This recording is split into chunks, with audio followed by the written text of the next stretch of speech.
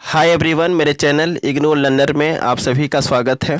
दोस्तों, मैं फिर से आप सभी के सामने इस वीडियो के माध्यम से बीपीएससी 131 का सबसे महत्वपूर्ण प्रश्न अधिकार किसे कहते हैं और अधिकारों की प्रकृति के बारे में जो है इस वीडियो में चर्चा करेंगे। सो आप सभी से हम्बल रिक्वेस्ट है कि आप इस वीडियो के अंत तक बने रहें, जिससे कि इस प्रश्न का आंसर जो है आपको अच्छे तरीके से मालूम चल सके। ठीक है, सो स्टार्ट करते हैं। प्रश्न एग्जाम में आता है कि अधिकार किसे कहते हैं और अधिकारों की प्रकृति के बारे में जो है आपको बताना है।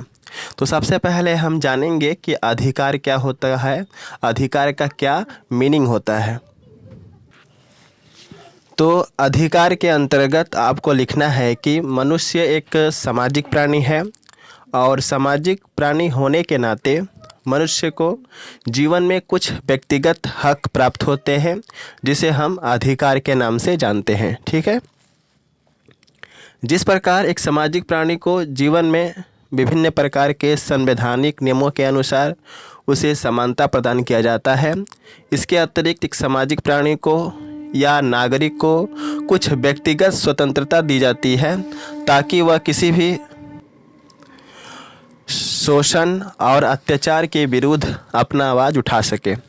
ठीक इसके साथ साथ किसी भी सामाजिक प्राणी को कानून के द्वारा न्याय प्रदान किया जाता है ताकि उसके साथ किसी भी प्रकार का अन्याय न हो। ठीक है, ठीक इसी प्रकार किसी भी सामाजिक प्राणी के संपूर्ण विकास करने के लिए उसे कुछ व्यक्तिगत अधिकार प्रदान किए जाते हैं, क्योंकि किसी भी व्यक्ति के संपूर्ण विकास के लिए उसके अधिकार काफ़ी ज़रूरी होते हैं, काफ़ी आवश्यक होते हैं, क्योंकि उचित अधिकार के अभाव में कोई भी व्यक्ति जो है अपना संपूर्ण व्यक्तिगत विकास नहीं कर सकता है।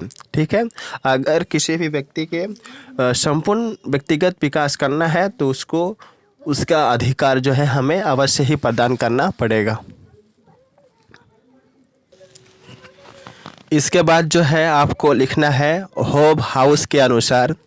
होब हाउस कहते हैं कि अधिकार वह होते हैं जो हम दूसरों से मांग सकते हैं तथा दूसरा कोई व्यक्ति हमसे अधिकार प्राप्त कर सकता है या मांग सकता है, एवं सभी मौलिक वास्तविक अधिकार समाज कल्याण की शर्तें हैं। ठीक है, अर्थात कहने का मतलब यह है कि अधिकार वे दावे होते हैं जिसको हम किसी समाज के अन्य व्यक्ति जैसे राज्य, सरकार, समाज से मांग सकते हैं या कोई अन्य व्यक्ति हमसे कोई अधिकार प्राप्त कर सकता है या मांग सकता है।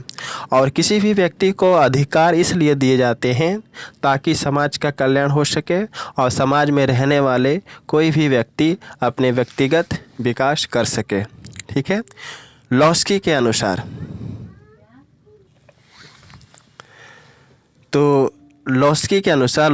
लॉस्की कहते हैं कि अधिकार सामाजिक जीवन के वे परिस्थितियां होती हैं जिसके अभाव में समाज का कोई भी व्यक्ति अपने संपूर्ण विकास नहीं कर सकता है। ठीक है, तो लॉस्की क्या कहते हैं? लॉस्की कहते हैं कि अधिकार जो होता है ना, वे सामाजिक जीवन की वे परिस्थितियां होती हैं जिसके अभाव में समाज का कोई भी व्यक्ति अपने संपूर्ण विकास जो है नहीं कर सकता है, चाहे वह विकास व्यक्तिगत रूप से हो या सामाजिक रूप से हो। अर्थात इनके कहने का मतलब यह है कि किसी भी मनुष्य के अधिकार काफ़ी अत्यंत आवश्यक होते हैं, क्योंकि अधिकार के अभाव में कोई भी व्यक्ति ना तो खुद का संपूर्ण विकास कर सकता है और ना ही वह समाज का कल्याण ही कर सकता है। ठीक है,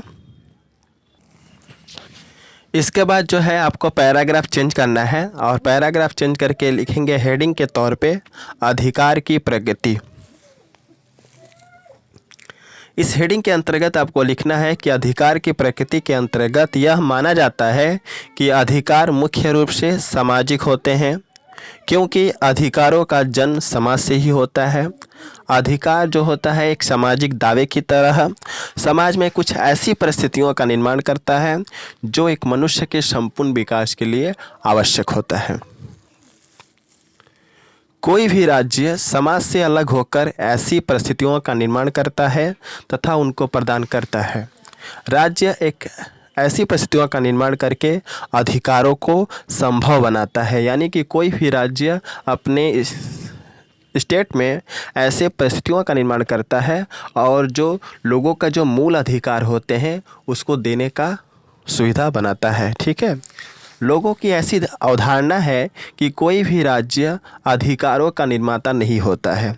लोग मानते हैं कि आज इस भारतवर्ष में जितने भी राज्य हैं, कोई भी राज्य अधिकारों का निर्माता नहीं है। यानी कि वे अधिकार, राज्य जो है अधिकार को बनाता नहीं है बल्कि अधिकारों की सुरक्षा और प्रतिरक्षा करता है। लेकिन लोग मानते हैं कि जो अधिकार, राज्य जो होते हैं, जो स्टेट होते हैं हमारे देश के, वे अधिकारों की रक्षा करते हैं और उसकी प्रतीक्षा करते हैं।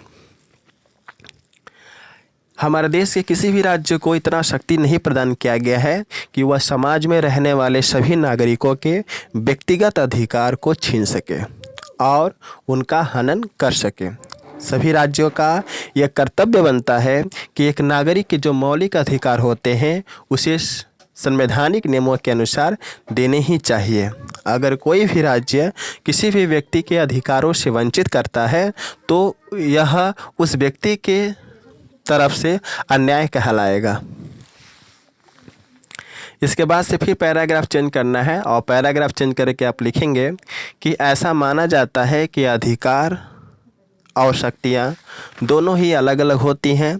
प्रकृति ने प्रत्येक मनुष्य को उसकी आवश्यकता की पूर्ति के लिए कुछ शक्तियाँ दी हैं, कुछ पावर्स दी हैं, लेकिन केवल शक्ति के आधार पर अधिकारों की प्रणाली नहीं बनाई जा सकती है। अगर किसी इंसान के पास शक्ति है तो इसका मतलब यह नहीं होता है कि उसके पास अधिकार भी है। ऐसा माना जाता है कि मनुष्य एक सामाजिक प्राणी है और सामाजिक प्राणी होने के कारण उसके पास शक्ति, शारीरिक बल और कार्य क्षमता है, लेकिन इसके साथ साथ उसके कुछ व्यक्तिगत अधिकार भी होने चाहिए जो समाज के द्वारा प्रदान की जाती है।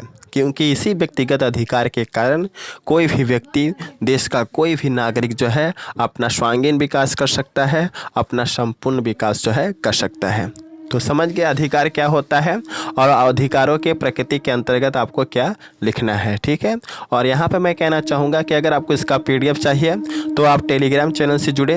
वीडियो के डिस्क्रिप्शन में टेलीग्राम चैनल है, अलग से प्लेलिस्ट है जहाँ पे बहुत सारे वीडियो हैं। सारे वीडियो को देख लीजिए जिससे कि आपको जो है इस सब्जेक्ट में अच्छा स्कोर मिल सके। So best of luck for all of you for your exam and thanks for watching my video. जय हिंद, वंदे मातरम।